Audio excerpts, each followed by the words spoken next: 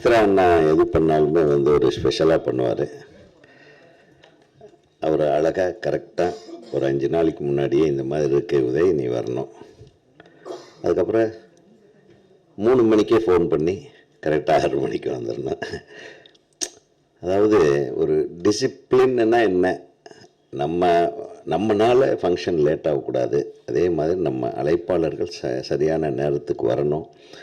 இதெல்லாம் வந்து நல்லா திட்டமிட்டு செயலாற்ற அண்ணனை பற்றி நம்ம என்ன சொல்ல. அவர் வந்து சிவா சொன்ன மாதிரி நம்மெல்லாம் சினிமாவுக்கு வராதுக்கு முன்னாடியே அவர் பேரை சினிமாக்களில் பார்த்துருக்கோம். மக்கள் தொடர்பாளர் சித்ரா ராமு, சித்ரா லக்ஷ்மண் அப்படின்னு.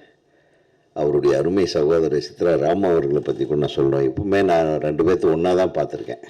ஒரு 2 பேரும் ஒன்றா வருவாங்க.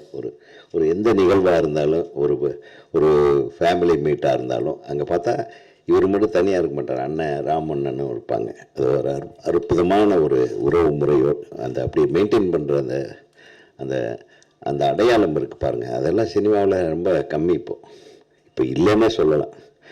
அது மட்டும் இல்லை, ஆரம்ப காலத்துலேருந்து சிவா சொன்ன மாதிரி அவருடைய திரையுலக பயணம்ன்றது ஒரு நீண்ட நெடிய பயணம், சாதாரணமான பயணம் இல்லை.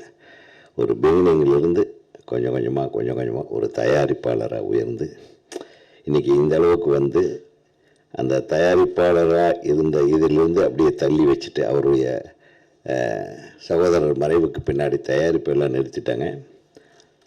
அவர் தயாரித்த படங்களை பார்த்திங்கன்னா ரொம்ப பிரமாதமான படம். வாழ்க்கை, மண் வாசனை, அதாவது பாரதி ராஜாவை ரொம்ப நல்லா யூஸ் பண்ண ஒரு தயாரிப்பாளர். ஏன்னு அப்புறம் பாக்கியராஜான்னு சொல்ல வேண்டியதில்லை. அவர் முதல்ல எங்களையெல்லாம் பேச சொல்லிட்டார், ஏதாச்சும் கிடைக்குமான்னு. ஸோ கண்டென்ட்டுக்காக அண்ணன் வெயிட் பண்ணார். அண்ணனுக்கு இல்லாத கண்டென்ட் அதான் சொன்னேன். என்ன நீங்கள் அசிஸ்டண்ட்டாக இருக்கும்போது தான் அவருக்கு தெரியும். ஒரு அதாவது சித்ரானா ஒரு ஃபேமிலி இதுதான். இப்போ எங்கள் சிவா சொல்ற ஒரு அழகாக ஒரு விஷயத்த சொன்னார். தயாரிப்பாளர் சங்கம் மட்டுமல்ல, இயக்குனர் சங்கத்தில் கூட அவர் ஒரு பொறுப்புக்கு வந்துட்டா அந்த அந்த அந்த பொறுப்பை வந்து அழகாக செய்வார். அவருக்கு ஒரு வேலையை கொடுத்துட்டா அதை தன்னுடைய சொந்த வேலை மாதிரி எடுத்துகிட்டு பண்ணுவார்.